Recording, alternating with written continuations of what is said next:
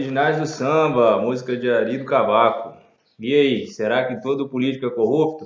É isso que nós vamos ver hoje. É engraçado, né, quando nós falamos sobre política, pensamos sempre numa esfera, né, a par da sociedade. Política é quem está lá em Brasília, quem está na prefeitura, na Câmara Municipal. Mas vamos ver agora que todo mundo é político, que nós habitamos a poli. A política está em nossa vida. Vamos lá.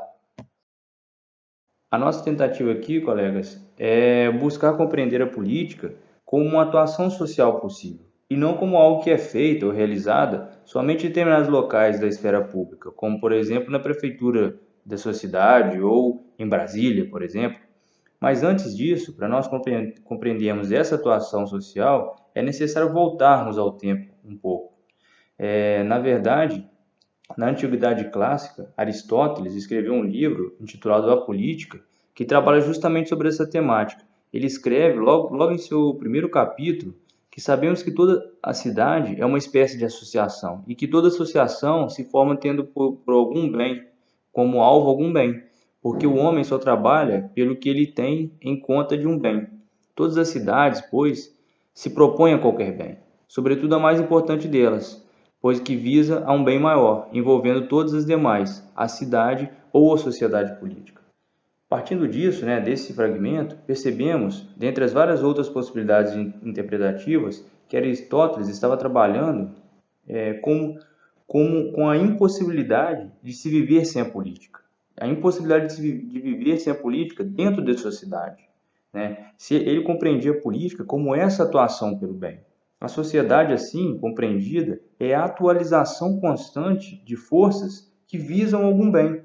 É certo que o período contemporâneo no qual nós vivemos é muito diferente da Antiguidade Clássica, em que Aristóteles vivia.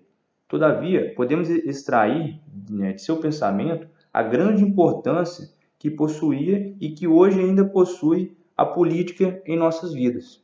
Aristóteles ainda continua argumentando neste mesmo livro que o homem é em si um animal naturalmente político, destinado a viver em sociedade. É aquele que por instinto, e não porque qualquer circunstância o inibe, deixa de fazer parte de uma cidade, é um servil ou superior ao homem. Assim percebemos que o filósofo compreende o ser humano como um ser político, sociável e desejoso da vida em um contexto com outros iguais.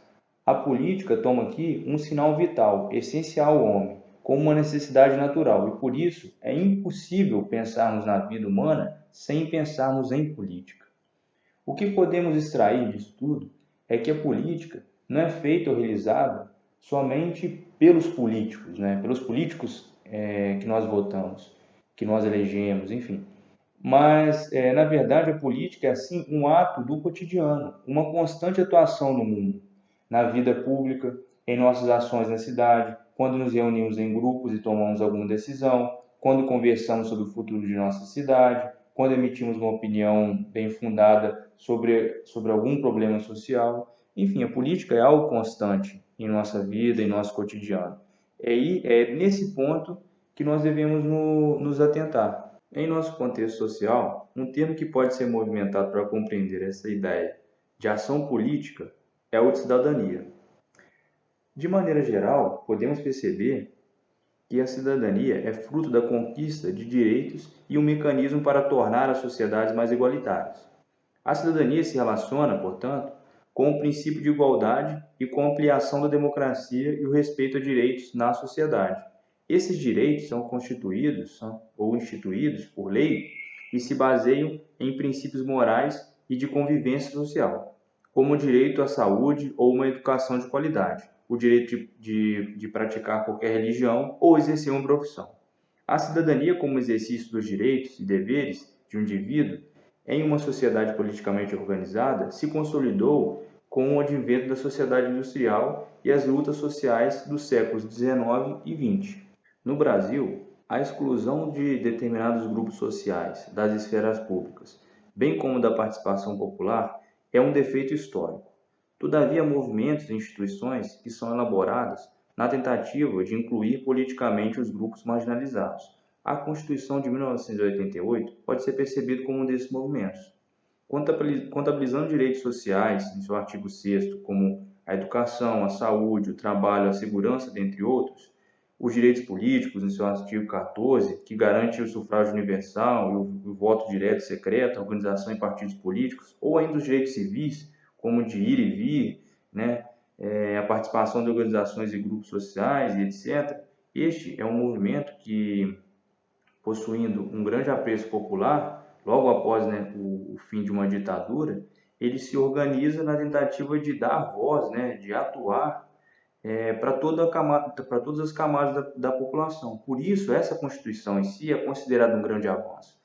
E a partir disso é nomeada como uma Constituição cidadã, ou seja, uma participação pública, um contrato público que prevê a participação dos indivíduos, que prevê suas atuações e, sobretudo, uma maneira de organização política. Por meio do exercício da política, do diálogo, da palavra, da persuasão, os seres humanos também transformam sua realidade. É somente através da política que os grupos historicamente marginalizados podem atuar de modo a lutar pela conquista de direitos e em busca de uma justiça social, que podem mudar a sociedade e atuar coletivamente em prol de um bem comum. Assim, o que estou defendendo aqui é que a política não se restringe somente aos políticos, né? Aqueles que se intitulam como tal, que têm a política como profissão, que ela não deve ser vista como cansativa ou como algo distante, não deve ser deixada somente para aqueles que se dizem entender do assunto, porque essa atitude tem raízes antigas, pois desde a independência até o início do período republicano, votar e ser votado era um privilégio dos ricos, né, dos poderosos. E no decorrer do século XX, existiram uma série de movimentos, né, que modificaram toda essa atuação. Um exemplo é o que nós acabamos de falar, a Constituição de 88. Então, pessoal, para finalizar, o que eu estou tentando defender aqui é que nós fazemos política quando, no local de trabalho, nos unimos para conquistar melhorias ou participamos de um sindicato. Fazemos políticas na escola ou na universidade quando participamos das organizações estudantis, do Grêmio Estudantil ou do Diretório Acadêmico, né? Fazemos política ao nos interessarmos pelas coisas, pelas decisões, né? que são feitas, que são realizadas no nosso bairro, da nossa cidade, né? Independentemente se seja na zona urbana ou na zona rural, ou quando nós participamos ativamente da elaboração de uma política pública, né? Enfim, quando queremos decidir o que é o papel essencial para o bem comum. Nesse sentido, a gente faz política, né? A política ela é vivencial, ela está no nosso cotidiano. A política, dessa forma, está no dia a dia e se realiza, por exemplo, em uma reunião de moradores do bairro para reivindicar a iluminação que está queimada, ou a instalação de um semáforo para tentar desafogar o tráfego, né? Ou no envolvimento formal com movimentos sociais, com partidos políticos ou grupos religiosos. O que nós podemos extrair disso é que a política ela é um ato cotidiano. Ela é o ato de viver na polis, ou seja, na cidade, né? Nessa perspectiva, eu vou falar assim, aristotélica da concepção política. Então, de modo geral, é isso aí. Espero que vocês tenham gostado da aula. Valeu!